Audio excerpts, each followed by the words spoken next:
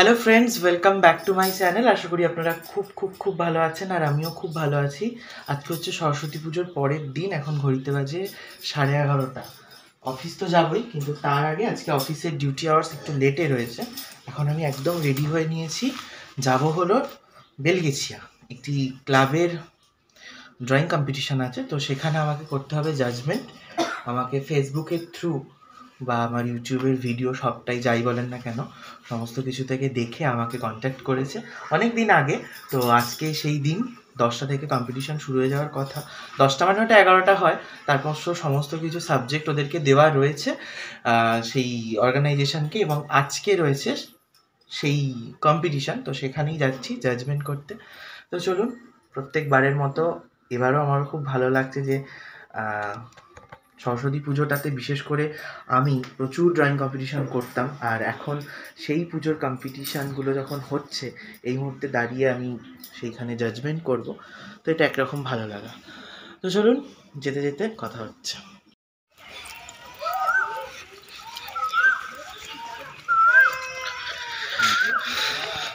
বসন্তের কোকিলের ডাক শুনতে শুনতে আমি টোটোয় উঠে পড়লাম। আর খুব বেশি দূর নয়, খানিকটা, ওই 20 মিনিট মতন সময় লাগবে। বেলগেছিয়ার কাছেই। কি বলুন তো, একটা অপূর্ব ভালো লাগা কাজ করছে। আমি এখানে চলে এসেছি, এদিকে কিছু স্টুডেন্টরা বসে রয়েছে, আরও রয়েছে ওই দিকে। তো চলুন, এই হচ্ছে আজকে আমার এখানে জাজমেন্ট। উচ্চ মাধ্যমিক পরীক্ষার জন্য পরীক্ষার্থী বা প্রতিযোগী খুব কম মনে হচ্ছে, কারণ উদ্যোক্তারা আমাকে যা বলেছিলেন যেরকম স্টুডেন্ট হয় সেই তুলনায় কম। কারণ ওই বললাম উচ্চ মাধ্যমিক পরীক্ষা, সবার আজকে স্কুলের খাওয়া দাওয়া আছে, যেটা হয় আর কি।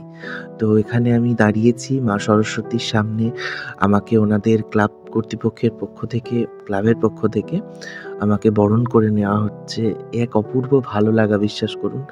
যে এতদিন আমি ওই প্রতিযোগিতার সিটে বসে দেখতাম যারা জাজমেন্ট করছেন, তাদেরকে বরণ করে নেওয়া হচ্ছে, আর আজকে আমি সেই জায়গাটাতে।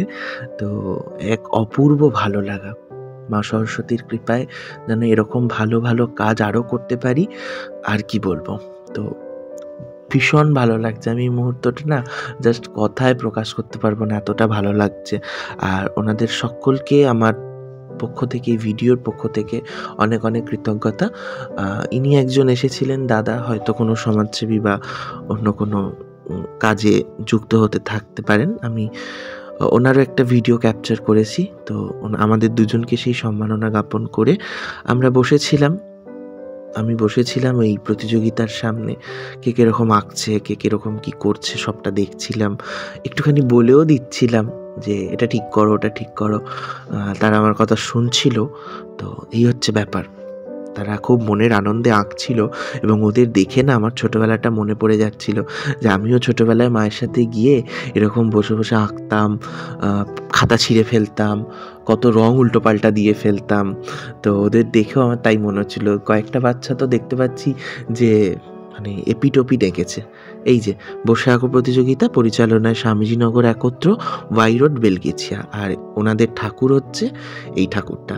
পাড়ার পুজো খুব ছোট্ট করে আয়োজন করেন, কিন্তু 3 দিন ব্যাপী পুজো হয়। ওনারা দুঃখ করে বলছিলেন যে এবছর তেমন কিছুই করতে পারেননি উচ্চ মাধ্যমিক পরীক্ষার জন্য। আর ক বিভাগ উঠে গেছে, ক বিভাগের খাতা আমি এখানে চেক করছি, ফার্স্ট, সেকেন্ড, থার্ড। এইটা না খুব ডিফিকাল্ট হয়, বিশ্বাস করুন। কারণ ক আর খ না ভীষণ ছোট বাচ্চারা হয়, আর এই ছোট বাচ্চাদের খাতা দেখতে গিয়ে মনে হয় কারটা রাখি কারটা বাদ দিই, কারণ সবাই একটা এক্সপেকটেশন নিয়ে আঁকতে বসে। কিন্তু তাও আমাকে তো বিচারক আসনে যেহেতু বসিয়েছেন, আমাকে তো সেই অনুযায়ী একটা খাতা দেখে দিতেই হবে। প্রথম যে আঁকাটি দেখলেন এটা ফার্স্ট, তারপরেরটা সেকেন্ড, এবং তারপরেরটা থার্ড। এই হিসেবেই আমি এটা বিচার করলাম। যেগুলো আমি আমার গুরুর কাছ থেকে শিখেছি, যে বিচারকতা কিভাবে করতে হয়, কীরকম আঁকা নিতে হয়, কীরকম কী ভাবে সেই খাতাগুলোর মূল্যায়ন করতে হয়, সে সবটা আমি দেখে এটাই রায় দিলাম বলতে পারেন। এটা গ্রুপ এ, মানে ক বিভাগের এই খাতাটা আমি দেখে দিলাম।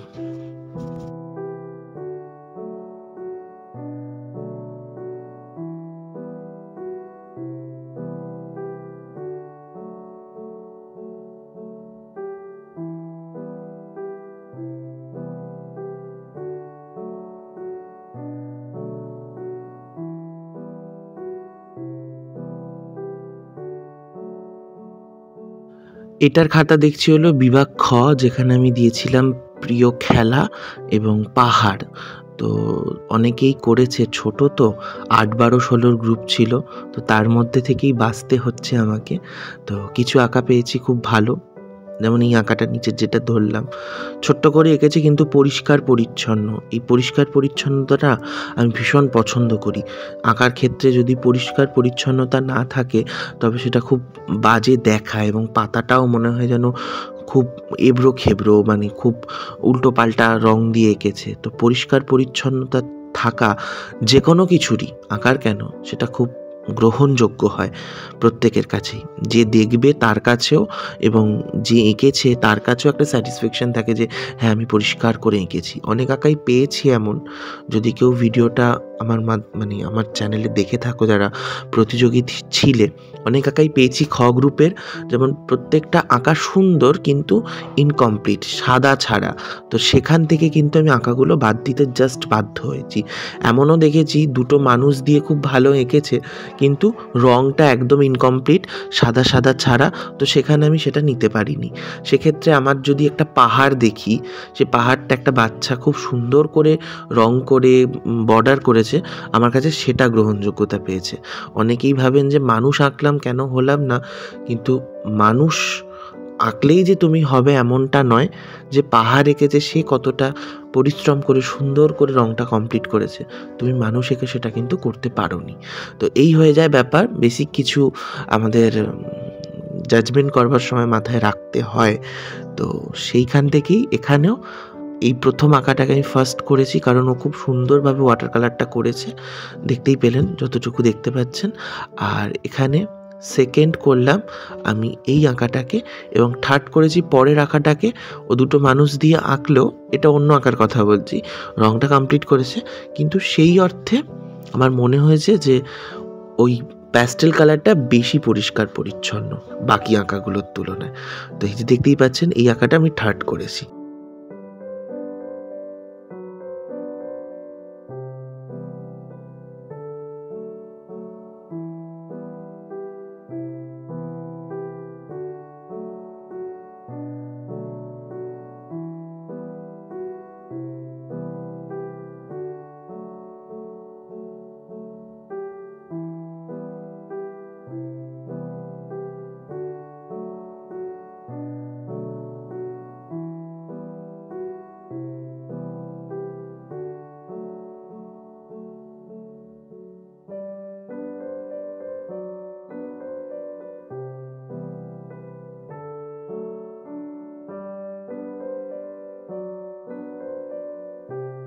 আমি তো বিচার করে চলে যাব, কিন্তু তারপর অনেক সময় বড়দের গ্রুপটা একটু মানে দেখে যে কেন কি কারণে হলো না, তাই জন্য আঁকাগুলো কি কারণে কোন দিক থেকে খারাপ হয়েছে আমি দাদাগুলোকে বলে দিচ্ছিলাম যে এই আঁকাটার এই ভুল ত্রুটি রয়েছে। অনেকেই জল রঙের ক্ষেত্রে অনেকটা ভালো করলেও, ভালো আঁকলেও কিন্তু কালার না পুরো ঘেঁটে ফেলেছে। তো সেই অনুযায়ীও বাদ দিতে আমি বাধ্য হয়েছি। বড়দের গ্রুপে মেবি 7 জন বসেছিল, তো 3 জনকে নিয়েছি। আমি দিয়েছিলাম ফুড স্টল, মা এবং ফুল মেলা। তো সেখান থেকেই একটা ফুল মেলা, দুটো ফুল মেলা ফার্স্ট সেকেন্ড হয়েছে, আর ফুড স্টল যেটা হয়েছে সেটা থার্ড। তো দেখতেই পাচ্ছেন আমার হাতের বাঁ দিকে যেটা আছে সেটা ফার্স্ট, মাঝখানেরটা সেকেন্ড, তারপরেরটা থার্ড। তো এই হচ্ছে ব্যাপার। কারণ আমার কাছেও এই আঁকাগুলোর ক্ষেত্রে যেটা লেগেছে, পরিষ্কার পরিচ্ছন্নতা, ম্যাচুরিটি থাকতে হবে আঁকার মধ্যে, কারণ রঙের মধ্যে ম্যাচুরিটি থাকতে হবে, কারণ এরা বড়দের গ্রুপ, এদের খাতাটা সেইভাবে গেজ দিয়ে দেখলে কিন্তু হবে না। তো পুঙ্খানুপুঙ্খ বিচার করে এটাই আমি দাঁড় করাতে পেরেছি ফার্স্ট, সেকেন্ড, থার্ড। তো এই হচ্ছে ব্যাপার। তো চলুন এইটারও রায় দিয়ে দিই আর কি। ওই দাদাগুলো আমার সাথে হেল্প করছিল যে হ্যাঁ এই আঁকাটা সত্যিই খুব ভালো। তো ওনাদের ভালো বলার থেকেও আমাকে মাথায় রাখতে হবে আমি ওখানে জাজমেন্ট করতে গেছি। তো সবাই তো সবার একটা ভালো মতামত দেবে, কিন্তু তাও ওই হয় না অনেক সময় আমার মতামতের সাথে দাদাগুলোর বা যারা পাশে থাকেন তাদের মতামত মিলে যায়। তো সেখান থেকেই ফার্স্ট করলাম এই আঁকাটাকে, সেকেন্ড তার নিচেরটা, তার নিচে থার্ড।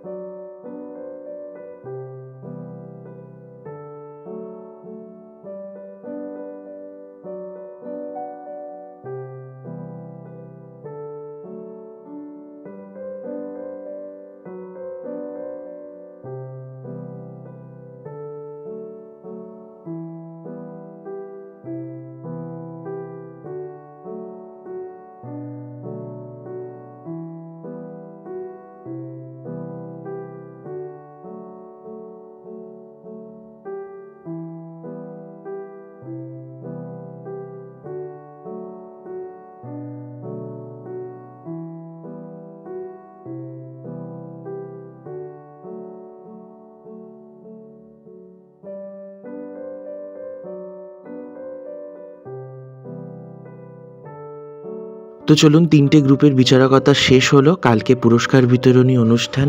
আর সবশেষে আমি ধন্যবাদ জানাবো সোমনাথ দাকে আমার ওপর ভরসা করবার জন্য, এই কাজটি আমাকে দেওয়ার জন্য। এবং আমি খুবই কৃতজ্ঞ ক্লাব কর্তৃপক্ষের সকল দাদাদের কাছে এবং সোমনাথ দার কাছে আমায় এতটা সম্মান দেওয়ার জন্য, আমায় এতটা ভালোবাসার জন্য। চলুন, সব কাজ শেষ করে নিয়েছি, এখন যাচ্ছি হলো আমি অফিস থেকে ফিরে আবার দেখা হচ্ছে।